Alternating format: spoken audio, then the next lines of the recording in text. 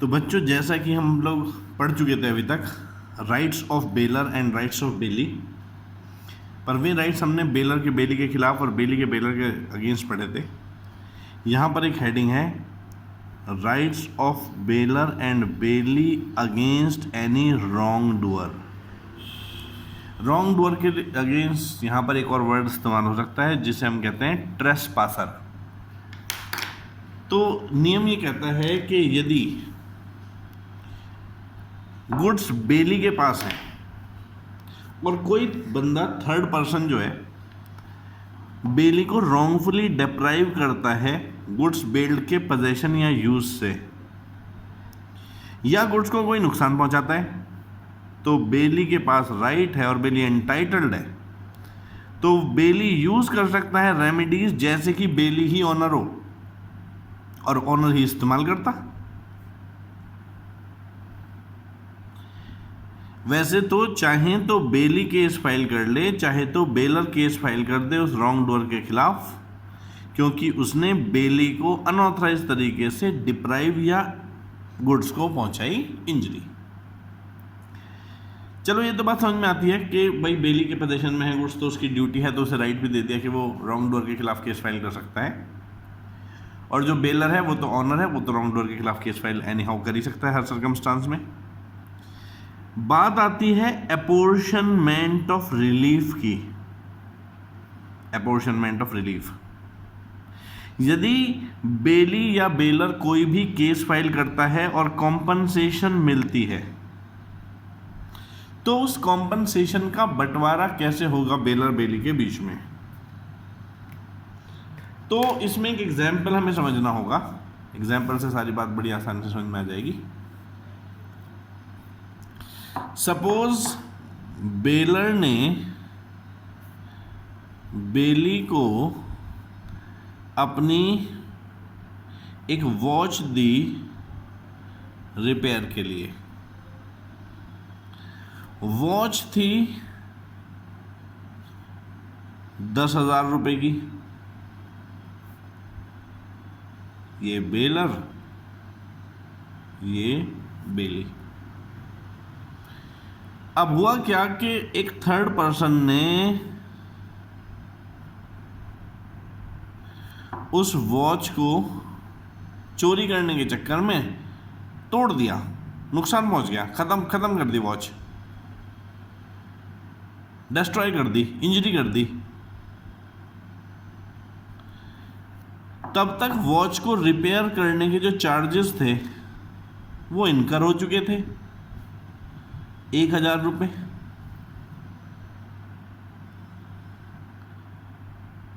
अब जब इस ट्रेसपासर को पकड़ा गया तो इससे रिकवर हो पाए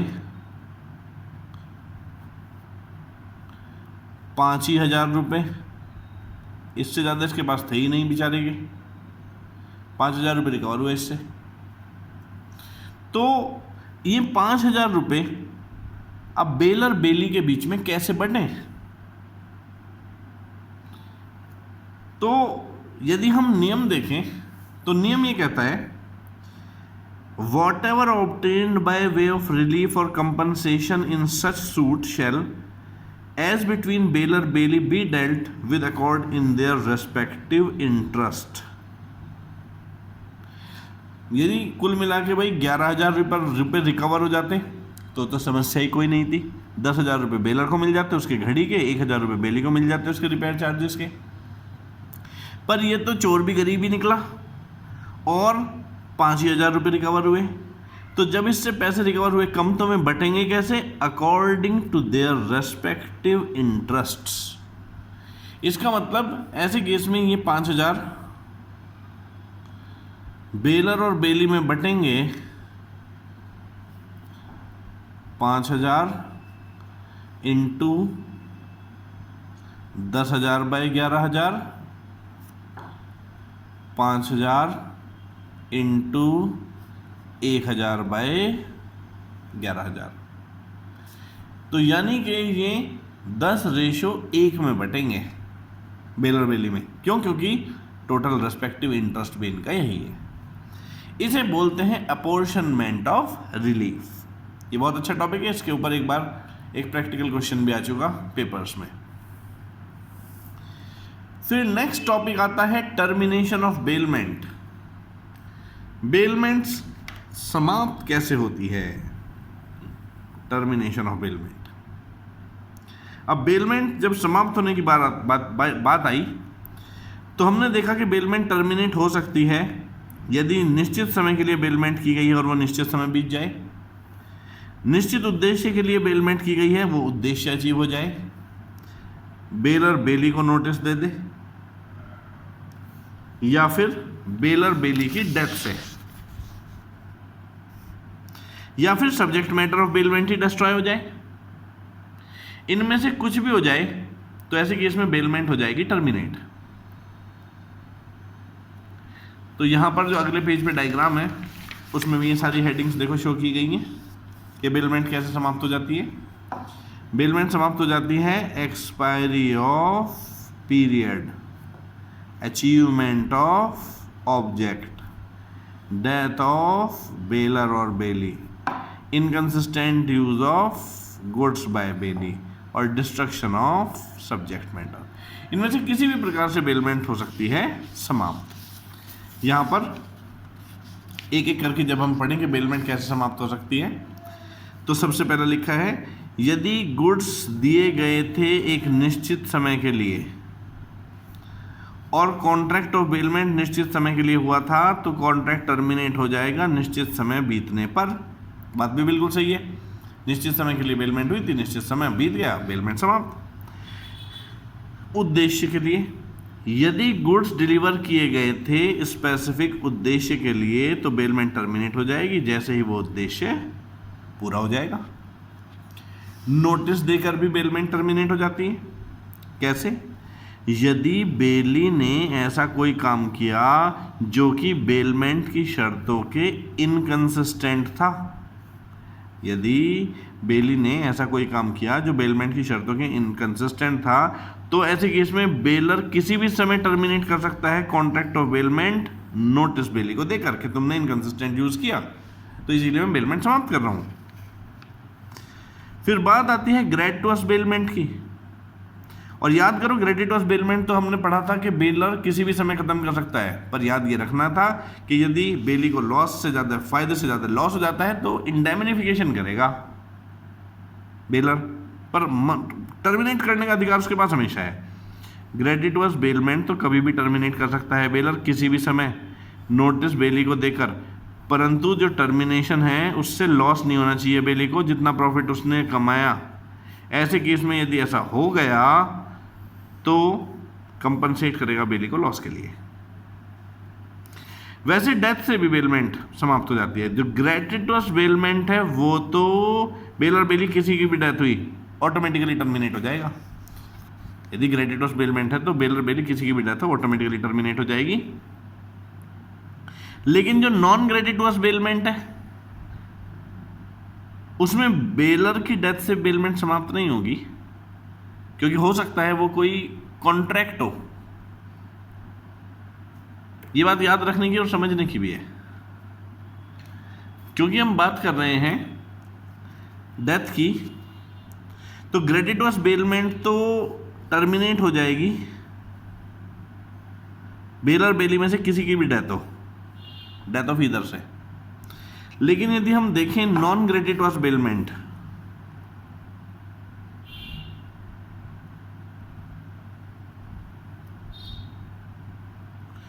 नॉन ग्रेट्युअस बेलमेंट का उदाहरण लेते हैं, देखो समझ में आ जाएगा आपको।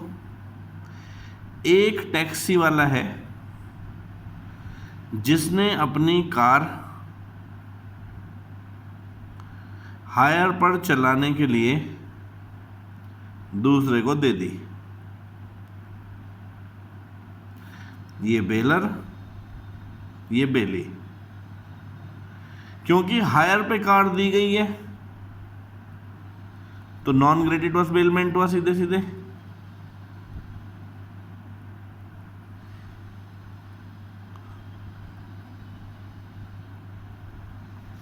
अब बेली जा रहा था मसूरी, तो रास्ते में उसे सूचना मिली कि बेलर की मृत्यु हो गई, पड़े हो गई हो।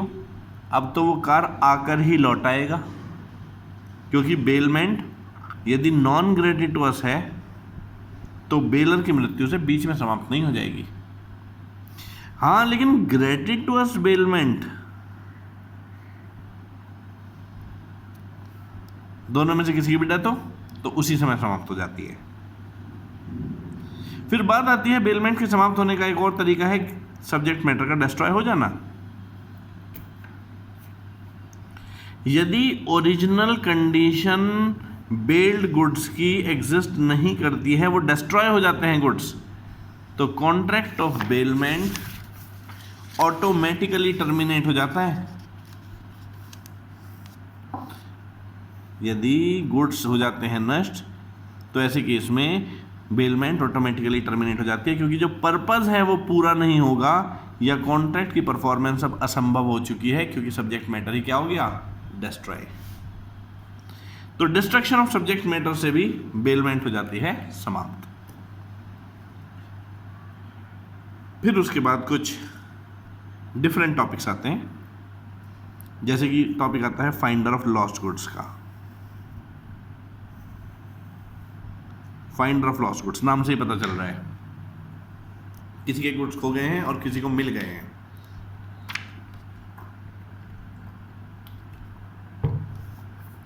तो जिसे गुड्स मिले हैं वो कहलाया फाइंडर ऑफ लॉस्ट गुड्स। अब देखो, फाइंडर ऑफ लॉस्ट गुड्स जो है उसमें फाइंडर की जो ड्यूटी है वो है तो बेली जैसी ना, क्योंकि उसके पास हैं गुड्स, और यदि कोई रिवॉर्ड घोषित कर रखा है तो फाइंडर के पास उस रिवॉर्ड को पाने का अधिकार भी है। तो इस संबंध में फाइंडर ऑफ लॉस्ट गुड्स के संबंध में कुछ प्रोविजंस यहां पर बताए गए हैं। आओ पढ़ते हैं क्या प्रोविजंस हैं फाइंडर ऑफ लॉस्ट गुड्स के। Right of finder of lost goods, right में क्या है, may sue for specific reward offered. Finder of goods को जो घोषित रिवॉर्ड है उसे प्राप्त करने का अधिकार होता है। The finder of goods has no right to sue the owner for compensation for trouble and expense voluntarily incurred by him to preserve the goods and to find out the owner, but he may retain the goods against the owner until he receives such compensation, and where the owner has offered a specific reward for the return of the goods lost, the finder may sue for such reward and may retain the goods until he receives it. जो finder of goods है, वैसे तो देखा जाए उसको कोई अधिकार नहीं होना चाहिए कि वो ऑनर को सू कर सके उस कंपनसेशन के लिए जो ट्रबल और एक्सपेंस उसने खुद हासिल करी है गुड्स को उठाकर उन्हें प्रिजर्व करने के लिए और ट्रू ऑनर को ढूंढने के लिए। परंतु वो रिटेन तो रख ही सकता है गुड्स ट्रू ऑनर के खिलाफ, जब तक कि उसे वो कंपनसेशन ना मिल जाए, जब तक कि वो उसे वो रिवॉर्ड ना मिल जाए जो ऑनर ने स्पेसिफिक रिवॉर्ड घोषित कर रखा है कि मैं जो मुझे गुड्स लौटाएगा उसे दूंगा, तब तक तो वो उन्हें रिटेन रख सकता है। यानी कि यदि हम एनालाइज करें तो फाइंडर ऑफ लॉस गुड्स मांग सकता है रिइंबर्समेंट एक्सपेंडिचर के जो उसके गुड्स को प्रिजर्व करने में हो गए, साथ ही ट्रू ओनर को ढूंढने में लग गए। यदि रियल ओनर रिफ्यूज करता है कॉम्पनसेशन मांगने के लिए तो फाइंडर केस तो नहीं फाइल कर सकता, लेकिन लियन का इस्तेमाल तो कर ही सकता है, क्योंकि अपने लॉफुल चार्जेस को रिकवर करने के लिए जब गुड्स को रिटेन कर लेते हैं तो याद करो उसी के लिए तो वर्ड इस्तेमाल होता था लियन। तो ऐसे केस में वो सू तो नहीं कर सकता पैसे लेने के लिए, लेकिन लियन तो क्रिएट कर ही सकता है। फर्दर जहां पर रियल ऑनर ने अनाउंस भी कर रखा था रिवॉर्ड, तो फाइंडर एंटाइटल्ड हो जाता है रिवॉर्ड को रिसीव करने के लिए। जो राइट है रिवॉर्ड कलेक्ट करने का वो प्राइमरी और सुपीरियर राइट है। ये तो उससे भी बड़ा राइट है जो रिइंबर्समेंट ऑफ एक्सपेंसेस का राइट था। तो कुल मिला के निष्कर्ष ये निकलता है कि फाइंडर ऑफ लॉस गुड्स अपने जो कंपनसेशन है प्रिजर्वेशन गुड्स के वो उसके लिए सू नहीं कर सकता, पर उसके लिए लियन का इस्तेमाल कर सकता है। लेकिन यदि घोषित रिवॉर्ड्स कुछ हैं जो ट्रू ओनर ने घोषित कर रखे हैं कि जो गुड्स फाइंड करके देगा उसे देंगे, तो ऐसे केस में ये प्रथम अधिकार फाइंडर ऑफ लॉस्ट गुड्स का ही है। और ऐसे रिवॉर्ड घोषित होने के बावजूद भी ना दिए जाने पर वो एक्चुअल ओनर को सू करने का अधिकार भी रखता है। सवाल ये उठता है, क्या वो सेल भी कर सकता है गुड्स को? तो when finder of things commonly on sale may sell it. तो ये सवाल है कि क्या फाइंडर ऑफ गुड्स जो उसे गुड्स मिले थे, क्या वो उन्हें बेच भी सकता है? आंसर है, कुछ सर्कमस्टांस में तो ऐसा अधिकार है, जहां पर कोई चीज जो ऐसी है कि वो सब्जेक्ट ऑफ सेल है और खो गई है, यदि ऑनर रीजनेबल डिलीजेंस से भी नहीं मिल पा रहा या मिल तो गया था पर डिमांड करने पर लॉफुल चार्जेस पे नहीं करता, तो फाइंडर को लॉ ने गुड्स बेच देने तक का अधिकार दे दिया। वैसे बेचने का अधिकार और भी है, यदि सामान ऐसा है कि बेचा नहीं गया तो जल्दी ही खराब हो जाएगा। जब चीज पेरिशिंग नेचर की हो, ऐसी हो कि थोड़ा ज़्यादा समय वेट कर लोगे तो उसकी वैल्यू घट जाएगी, तब आप उसे बेच सकते हो। या फिर लॉफुल चार्जेस फाइंडर जो गुड्स ओन्ड के रेस्पेक्ट में, फाउंड के रेस्पेक्ट में है, वो खुद ही वैल्यू के 2/3 हो चुके हैं। यानी कि 100 रुपये का सामान था तो 66.67 रुपीज़ तो चीज को प्रिजर्व करने में, ट्रू ओनर को ढूंढने में लग गए। इन दोनों में से कोई भी सर्कमस्टांस हो तो ऐसे केस में फाइंडर ऑफ लॉस्ट गुड्स को गुड्स बेचकर रिकवर करने का अधिकार होता है। एनालाइज करें तो क्या पता चला? एनालाइज करें तो पता चला कि जो फाइंडर है वैसे ऑटोमेटिकली उसके पास गुड्स फाउंड को बेचने का अधिकार नहीं होता। नॉर्मल कोर्स में उसे ट्रू ओनर को ढूंढकर उसे लौटाना चाहिए, उसे रीजनेबल एफर्ट्स करने चाहिए ट्रू ओनर को ढूंढकर उसे लौटा देने के, और ट्रू ओनर को भी उसके जो ऑर्डिनरी एक्सपेंसेस हुए हैं वो सब पे करने चाहिए। परंतु यदि ओनर रिफ्यूज़ करता है पे करने से लॉफुल चार्जेस, तो ऐसे केस में बेचा भी जा सकता है सामान। बेचा कब जा सकता है? जब ये दोनों कंडीशंस या दोनों में से कोई एक कंडीशन एग्जिस्ट करती हो तो सामान बेचा भी जा सकता है। क्या कंडीशन एग्जिस्ट करती हो? When the article is in danger of perishing and losing the greater part of the goods or value. When the lawful charges of the finder amounts to 2/3 or more of the value of article found. इन दोनों में से कुछ भी यदि हो जाए तो ऐसे केस में सामान बेचा भी जा सकता है। तो यानी कि कंडीशंस तो ये वही हैं कि किन सर्कमस्टांस में गुड्स फाउंड बेचे जा सकते हैं। अब उसके बाद जैसे कि हमने अभी एक वर्ड इस्तेमाल किया था लियन, तो लियन एक्चुअली क्या है? लियन एक्चुअली रिटेंशन का अधिकारी तो है ना गुड्स के ऊपर, राइट टू रिटेन। जब लॉफुल चार्जेस पे ना किए जा रहे हों और हम गुड्स को रोक कर रख सकते हैं, हमें ऐसा अधिकार है गुड्स को रोक के रखने का, तो इस गुड्स को रोक के रखने के अधिकार को ही लियन का अधिकार कहा जाता है। तो यहां पर लियन के अधिकार को डिस्कस किया गया है कि लियन का अधिकार भी दो प्रकार से होता है, एक जनरल लियन, एक पर्टिकुलर लियन।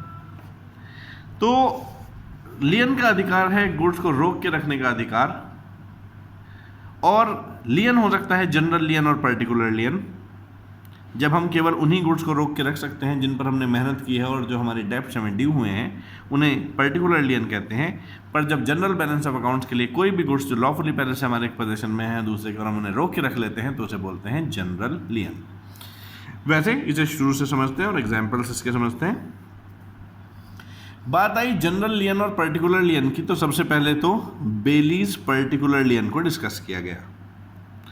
जब बेली के पास बेलमेंट के पर्पस से, जब बेली ने कोई सर्विस रेंडर करे, जैसे लेबर एक्सरसाइज करी, स्किल एक्सरसाइज करी गुड्स बेल्ट के रिस्पेक्ट में, तो ऐसे केस में यदि इसके विपरीत कोई कॉन्ट्रैक्ट नहीं हो रखा तो राइट है वो गुड्स को रोक के रख सकता है जब तक वो रिसीव ना कर ले उसकी रेम्यूनरेशन, जो सर्विसेज उन्हें गुड्स रेस्पेक्ट के रेस्पेक्ट में प्रदान करी है। यानी कि बेलमेंट में कोई गुड्स दूसरे को दिए, उन पर कोई सर्विस रेंडर करने के लिए, जैसे साइकिल रिपेयरर को साइकिल दी साइकिल रिपेयर करने के लिए, तो ऐसे केस में साइकिल रिपेयरर साइकिल को रोक के रख सकता है अपने मेहनत के पैसों के लिए जब तक उसके पैसे ना दे दिए जाएं। इसे ही बेलीज पर्टिकुलरली अन कहा गया। जैसे कि एग्जाम्पल 1 और 2 में भी ये बात बताई, ए ने डिलीवर किया एक रफ डायमंड बी को, जो कि एक ज्वेलर है, ताकि वो उसे कट पॉलिश कर दे। अकॉर्डिंगली ज्वेलर ने ऐसा किया भी। अब वो ज्वेलर उसे तब तक अपने पास रोक के रख सकता है जब तक उसकी रेम्यूनरेशन उसे रिसीव नहीं हो जाती, और इसे ही हम बेलीज पर्टिकुलरली अन कहते हैं। तो बेसिकली यहाँ पर जो रेम्यूनरेशन है उसे रिकवर करने के लिए, जो अपनी स्किल प्रदान करी है, जो लेबर प्रदान करी है, उसे रिकवर करने के लिए जब गुड्स अपने पास रोक के रख लिए जाते हैं तो उसे बोलते हैं पर्टिकुलर लियन। पर याद एक बात रखना, लियन के केस में वो गुड्स को रोक के रख सकता है, गुड्स को यूज करने का उसे कोई राइट नहीं है। वो रोक के तो रख सकता है पर उसे गुड्स को यूज करने का कोई अधिकार नहीं होता।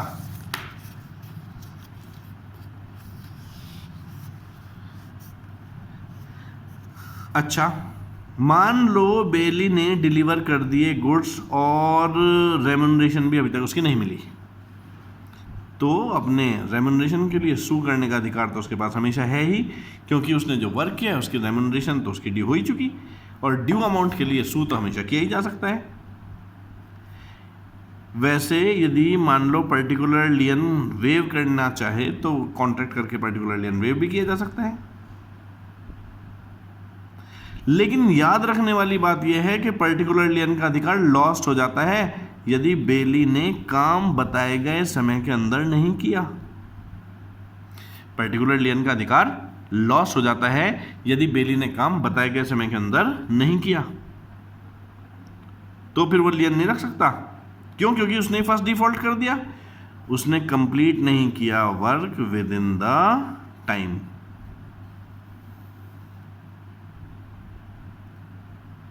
तो ये बात किसकी आई? ये बात आई पर्टिकुलर लियन की। फिर बात आई general lien of bankers, factors, wharfingers, attorneys, policy brokers etcetera. याद करो, हम लोगों ने अभी पढ़ा था पीछे भी कि पर्टिकुलर लियन तो केवल और केवल जिन गुड्स पर आपने मेहनत करी है और लॉफुल चार्जेस आपके रिकवर नहीं हुए हैं अभी, तो उनको रिकवर करने के लिए ही रखा जा सकता है।